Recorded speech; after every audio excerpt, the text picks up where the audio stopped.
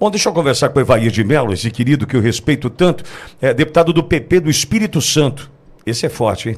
Esse eu gosto de ouvir o Evair de Mello, é sempre uma aula também. Evair, querido, bom dia, seja bem-vindo.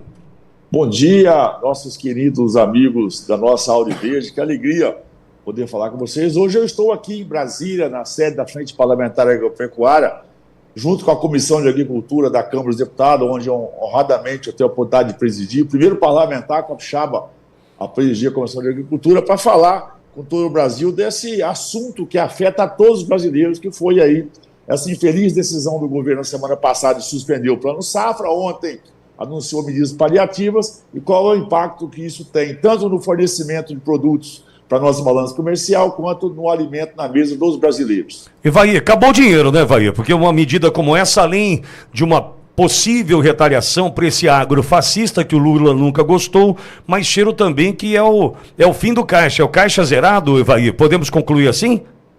Olha, o governo Lula sempre trouxe com muita clareza a sua indignação, porque na cabeça dele, ele que ficou tanto tempo afastado do setor produtivo brasileiro, grande parte disso, inclusive, preso, né, ele perdeu completamente a conexão com o setor produtivo. Entre eles, o agro, que tocou sua vida. O Lula é desses políticos atrasados que acha que ações de governo devem se esperar do outro lado uma gratidão achando que é um favor. Não. Agricultura é negócio a céu aberto, o agricultor não tem contra-cheque. Os governos precisam compreender que os planos agrícolas, o Plano Safra, não é política de governo, é política de Estado, porque tem uma relação direta com a balança comercial e também numa equação importante que é a produção de alimento. O Lula, que fleta constantemente, já falamos por aqui, né, com a invasão de terra, que trouxe essa insegurança jurídica para o campo brasileiro, não cuidou das pessoas porque também não cuidou da conta.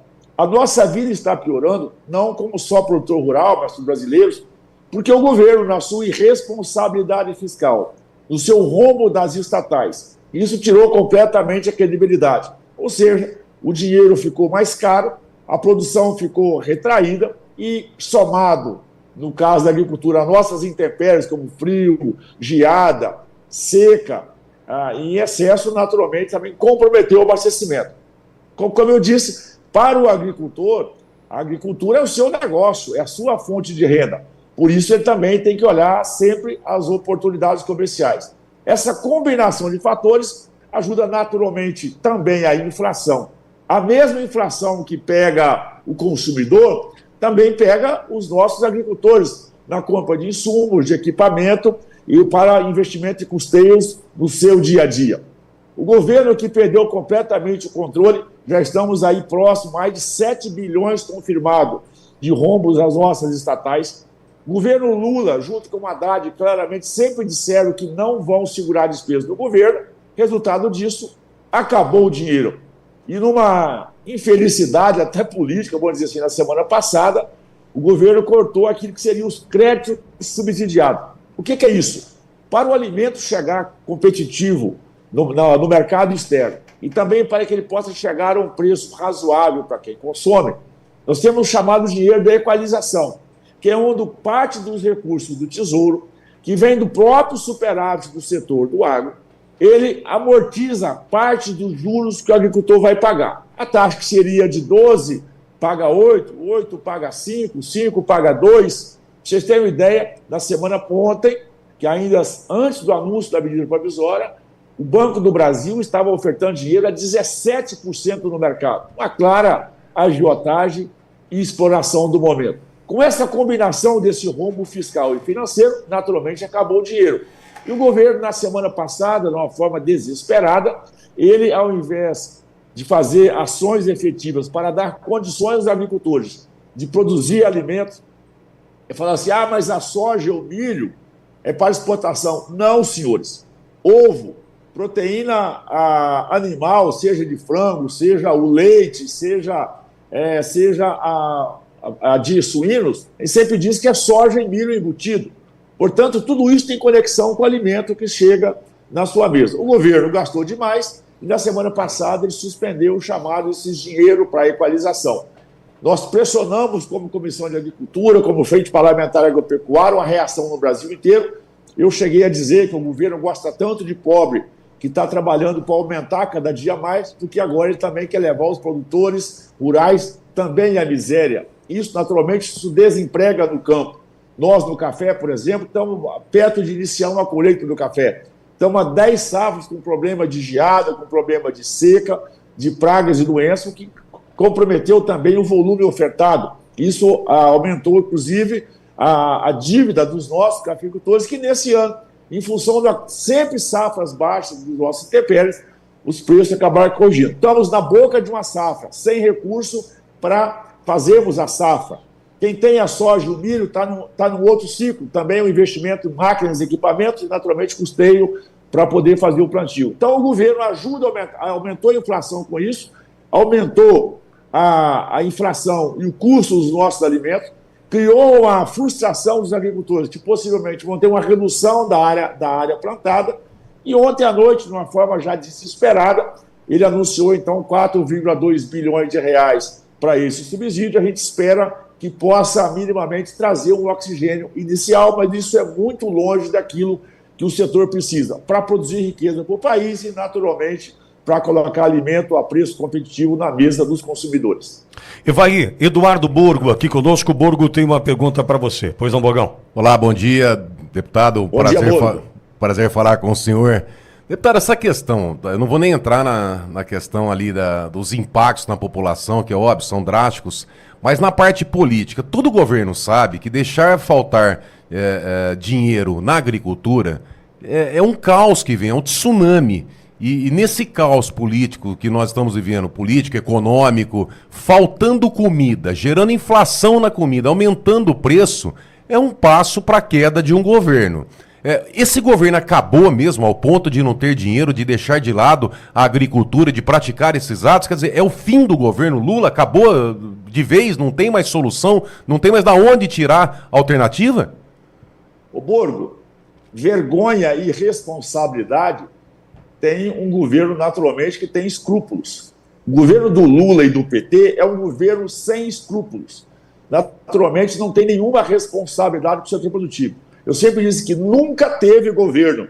O Lula, todo mundo sabe as condições da qual ele foi elevado à presidência da República. O Lula não ganhou a eleição legitimamente disputada com as regras que estavam postas. Ele foi levado, colocado naquele posto lá.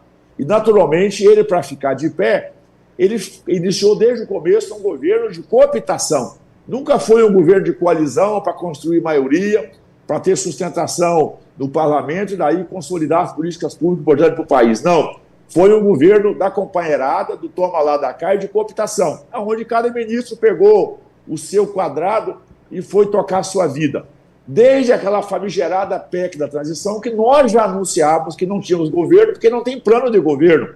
O nosso ministro da Economia, o Fernando Haddad, esse que foi o pior prefeito do estado de São Paulo, o pior prefeito de São Paulo, desculpa, eu sempre disse que ele é um mordomo, ele só está sentado na cadeira porque nenhuma pessoa séria e decente aceitou esse desafio. Ele está sentado lá desempoderado, portanto, ele também não tem nenhuma responsabilidade política, ele sempre diz, olha, eu estou aqui, eu fui quase que obrigado a ocupar esse espaço aqui. Então nunca teve o governo. O governo que tem uma Casa Civil e uma Secretaria de Relações Institucionais que não tem nenhum relacionamento com a sociedade, com os outros ministérios e também com o Parlamento brasileiro. O Lula só quer saber de viajar. Ele é um mentiroso costumaz. Ele agora resolveu voltar a viajar pelo Brasil novamente para gastar o nosso dinheiro e fica sempre naquele discurso de nós contra eles. É o discurso ultrapassado desse PT lá dos anos 80, dessa briga de classe, dessa briga de categorias, dessa briga entre trabalhadores e patrão. O Lula é um homem ultrapassado, muito aquém do nosso tempo, por isso ele é um péssimo gerente, ele é um péssimo gestor. Segundo relatos, eu não estava aqui nos governos passados, mas o Lula de hoje é um Lula preguiçoso, o Lula que não quer o diálogo, é um Lula que está arrogante, prepotente, raivoso o tempo todo. Portanto, aquilo que já era muito ruim, com certeza, com essa péssima gestão, só tende a piorar. Agora, Evaí, tenta contar para a gente as consequências disso, porque é um ano que se espera uma safra recorde, né? As notícias são boas nesse sentido, entretanto, essa decisão do governo pode trazer qual impacto prático na vida do brasileiro? O que vai trazer é uma desconfiança no setor produtivo. A agricultura ela é de médio a longo prazo. Além de ter condições técnicas e condições econômicas de se fazer o plantio, naturalmente você tem a perspectiva do consumo futuro. Quando você olha para um governo que tem essa irresponsabilidade fiscal, que a inflação está aumentando de forma assustadora, que os juros estão subindo, o produtor rural naturalmente sabe que o consumidor ele vai perdendo o poder de compra. O que ele faz com isso? Para não boiar a mercadoria, vou usar essa expressão muito comum dos nossos ceasas, ele vai reduzir a área plantada, ele vai reduzir investimento porque ele vai na margem da segurança. Ele vai honrar os contratos e aqueles mercados fixos que ele tem, mas nenhum outro gesto a mais ele faz. O governo pode até, nesse momento, tentar, naturalmente, ofertar recursos, mas como ele não cuida da responsabilidade fiscal, esse dinheiro está caro. Então, tem uma desconfiança no mercado. Isso desaquece o setor de máquinas, de equipamento, de insumo, de renovação, por exemplo, de plantel, no caso de pecuária, de frango, de ovos ou de suínos, e, naturalmente, uma redução de área plantada em função desse ambiente. Ou seja, isso está ruim hoje. Ou seja, nós, os agricultores, não estão tendo lucros absurdos, porque o preço do ano tem que ser diluído dentro de um ciclo. Porque a agricultura, às vezes, você pega 3, 4 safras de preço ruim, você pega 2 safras boas. O que vale é o preço médio. Esses produtos que estão mais caros, na verdade, o produtor hoje está recebendo em dinheiro um pouco mais, mas diluído dentro de um ciclo não significa lucro para os nossos agricultores. Portanto, essa irresponsabilidade do governo traz insegurança para o setor produtivo e a tendência, naturalmente, é a nossa escassez de oferta de alimento para os próximos anos, porque o produtor rural também não pode correr risco, até porque não pode e não deve confiar no governo. Além da insegurança jurídica do campo, da falta de respeito ao direito de propriedade, também não cuida das pessoas, porque governo que não cuida das contas, não cuida das pessoas. O resto é balela. Deputado, então nós podemos esperar, acho que por essa conclusão, o aumento de preço do alimento, quer dizer, o grosso vai entrar um pouquinho mais ainda? Olha, o presidente anunciou e ele está cumprindo aquilo que ele prometeu. Né? O próprio Geraldo Alckmin, esse outro mordomo, que eu não sei o que o Geraldo Alckmin faz no ministério que ele ocupa, nem na condição de vice-presidente da República, ele sempre disse que eles queriam voltar para a cena do crime. O Geraldo Alckmin parece que, achando que o crime compensa, se juntou a essa trupe e voltaram para a cena do crime. Portanto, o objetivo da companheirada é cometer crime, é ocupar a máquina pública, é saquear o nosso dinheiro. E aí, a vida de todos os brasileiros ela vai piorar. Parece que essa piora, infelizmente, ela está contratada. A frase está sendo dita: ou a gente para o Lula, ou o Lula vai parar o Brasil. E, nesse momento, claro, o governo tem uma proteção dos órgãos de controle, dos órgãos de fiscalização, o que, com certeza, caracteriza um crime ainda maior. Agora, vai mudando de assunto, diante da denúncia de Paulo Gonet, na semana passada, eu queria te ouvir, né? Sempre muito sensato, gosto muito de ouvir, a tua análise é importante para nós. O que você entende que tem para acontecer nesse Brasil agora, diante dessa denúncia, diante das situações que começam a chegar a partir dos Estados Unidos também? Qual é a tua análise, Evair? Olha, essa denúncia oferecida pelo Procurador-Geral, eu vou registrar como lamentável.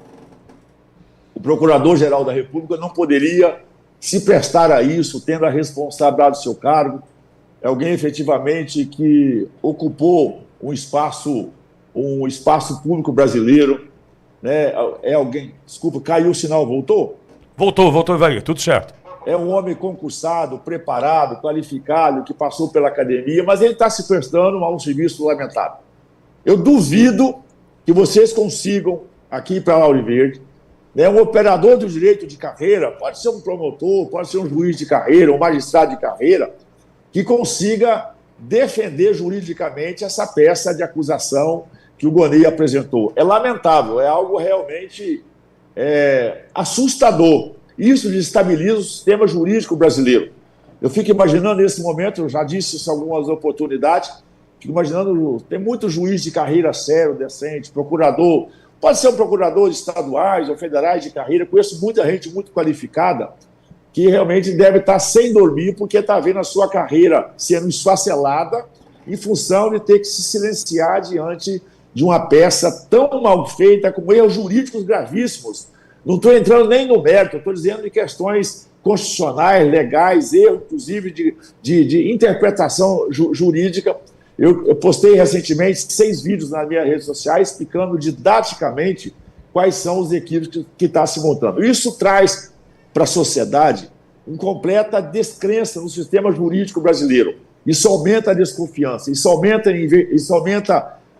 o desinvestimento no país, isso afasta o capital, isso tira os empreendedores do mercado, porque a justiça, que deveria ser aquela conciliadora com se tem aflito, hoje a justiça tem lado, e esse lado ideológico é perigoso. Eles, naturalmente, trabalham todos os dias para tentar desgastar a imagem de Jair Bolsonaro, que ele construiu pela credibilidade política que ele entregou durante o seu governo. Eu sempre disse, imagina se eu olhava para o passado e eu conversava com o Paulo Guedes, com o Roberto Campos. Hoje você tem que conversar com o Galípolo e com o Haddad. Não dá para comparar. O mercado olha isso. Quando olha isso, isso é uma desconfiança. Então, isso faz parte de uma cortina de proteção desse esquema que está montado de ocupação da máquina pública brasileira. Ao mesmo tempo, eu não vejo a Procuradoria e mesmo o Tribunal de Contas da União auditando com rigor essa roubalheira que já está nos fundos de pensão, que já está nas nossas estatais. Então, naturalmente, a minha palavra, não vou nem me indignar mais, é lamentar, né, o nosso Procurador-Geral, a Procuradoria-Geral da República, se prestar a um ridículo jurídico igual essa peça de ficção apresentada aí pelo nosso procurador. A gente espera que Deus possa iluminar, só um milagre, eu acredito em milagres, sou cristão, católico, que eu quero pedir para as forças do céu operar um milagre, e esses homens que têm, de ponto de vista constitucionais, né, tinta na caneta, possam botar a cabeça no travesseiro e refletir e ver, a palavra é muito feia, né, a desgraça que estão trazendo para o nosso país, que é essa insegurança, esse nosso enfrentamento a tudo aquilo que é moral e legal na nossa República. É lamentável. Deputado, acho que o Gonê, o ex-sócio do Gilmar Mendes, não está muito preocupado, porque quando a sentença está pronta, né, não tem muito que preocupar na escrita. Mas mudando agora, acho que aproveitando... Mas me pergunta assim, a história costuma punir. Então, mesmo Sim. que me permite aqui, até como cristão, né, tem o tempo dos homens e tem o tempo de Deus. Pode ter certeza que a punição virá. Não sei em que tempo.